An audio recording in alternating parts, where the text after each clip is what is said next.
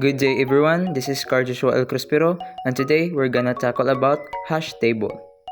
Hash table is a data structure that implements an associative array mapping keys to values. It uses a hash function to compute an index or hash code into an array of buckets or slots. This index indicates where desired value associated with a given key can be found. The containers that store the key value pairs are typically code buckets or slots. So here, this is our code for hash table using Java language. We use prime hash to reduce the collision and spread the key evenly. In our parameters, string key for the word to hash and int n for the number of buckets or slots in the hash table. So in p equals 31, p is our base prime number for hashing. It is used to give different weights to letters in different positions. So why 31? Small primes like 31 help spread out values better. In this line, int hash equals 0. The hash will hold the sum of all contributions from the characters. It starts with 0 because we're adding to it. So if you don't initialize, the compiler will complain. And so here, int power equals 1. The power keeps track of p to the power of I. It starts at 1 because the first character uses 31 to the power of 0 equals 1. Each loop multiplies it by 31 to move to the next power. The next is a loop, a for loop that goes through each character of the string. I equals 0 to start with the first character, I less than key.length to stop after the last character, and I++ to move one character at a time. The next line is int char value equals key.caret_i. The key.caret_i gets the ith character.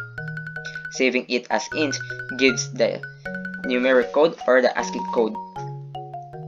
Example, in the string cat, the small letter c is equal to 99, the small letter a is equal to 97, and the small letter t is equal to 116. So, the purpose of this line is to store its ASCII code of the character. Yes, to store the ASCII code of the character. And the next line, hash plus equals char value times power. This line multiply the character's value by its weight and add it into the running hash. Example with the string cat, c times 1 plus a times 31 plus t times 31 to the power of 2. The next line is power times equals p. The purpose of this line is to multiply power by p so the next character has a stronger weight. After the first loop, power equals 31. After the second loop, power equals 961 or the 31 to the power of 2. After the third loop, power equals 29,791 or 31 to the power of 3. So that's the purpose of this line. The next line is return hash modulus n. The modulus n makes sure the result fits into the number of buckets 0 to n minus 1. Without modulus n, we might get a huge number. With modulus, we shrink it to the right range. So that's the purpose of return hash modulus n. Next is the PSVM or the public static void main. This is where our entry point in Java program. Here, string key 1 equals cat, string key 2 equals dog, string key 3 equals fish, and string key for equals horse are the string variables act as a key we want to hash.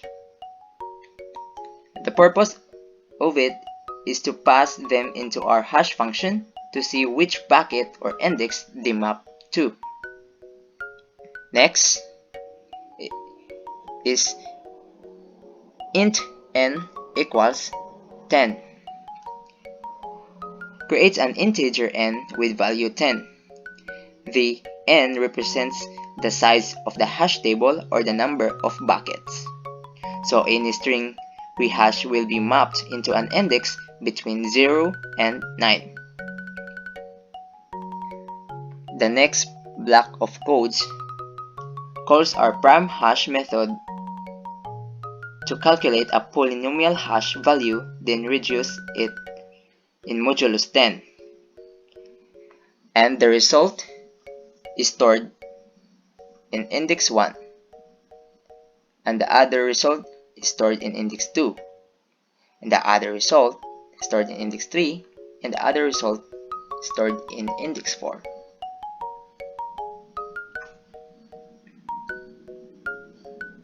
Next block of code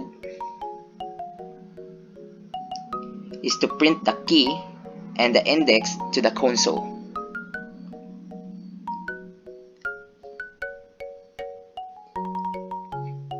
So that's it, and we'll try to run the program and see the result.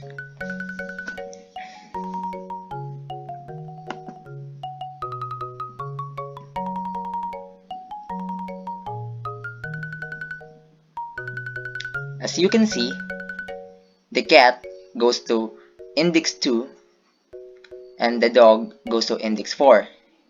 The fish goes to index 6 and the horse goes to index 5. So that's our program. So that's it. I hope you learned something new about hash tables. See you next time and goodbye.